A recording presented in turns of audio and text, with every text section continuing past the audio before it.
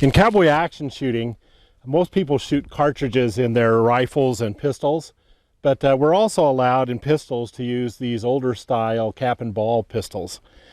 These came out during the Civil War and were really one of the first inventions of a more rapid fire kind of a gun. They're a little bit more work, but it's rewarding too. This particular gun is a Ruger Old Army model, which isn't an authentic Old West gun, but it's based on those designs. A lot of people prefer other brands like the old Colts or Remingtons. But I'm going to show you a little bit about and explain to you a little bit about what these cap and ball revolvers are all about and how to load them. Okay, here's the basics of how I load a cap and ball revolver. Well, let me first say that these things are made to be independent of any kind of machines. You'll notice up here it's got its own ramming device to ram the ball in, but let me show you how I do it. First of all, I remove the cylinder, and then I load the cylinder off the gun. I find it to be a little bit faster. You'll notice the cylinder on a cap and ball gun, there's no place to put in cartridges like you would with a cartridge gun. Instead, these are called nipples, and I'll put caps on them in the end.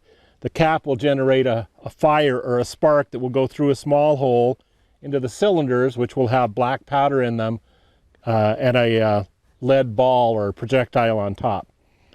So I'm going to put this on my little reloading machine. The first thing to go in will be the black powder. So I have a little funnel here, and actually, as Wolf explained with the cartridge guns, we only load 5. So even though there's 6 cylinders, I have one marked, and that one I'm not going to load.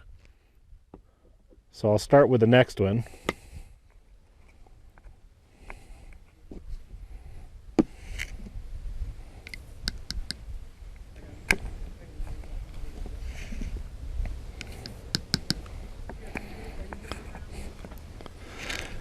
Some shooters use the some of the substitute black powders. They're maybe a little less dangerous to handle, but I still kind of prefer the good old-fashioned genuine black powder. Makes a little bit nicer noise, has a nice smell, and I prefer it. Okay, so I've got 5 cylinders loaded up with powder. So I'll close up my little powder box. Most cap and ball shooters use just a round ball. I started casting what's more what you might call a sabot, or a it's not perfectly round, it's more like a little bullet. And this particular one carries a lot of black powder lube on it, which helps prevent any fire from jumping between the cylinders and accidentally igniting a cylinder, and also keeps the gun working well. So I just start out by tapping those in a little bit.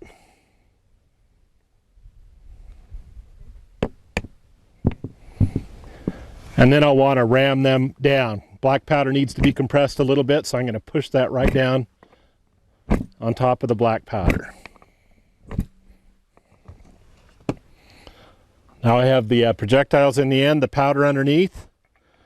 I can reassemble my gun.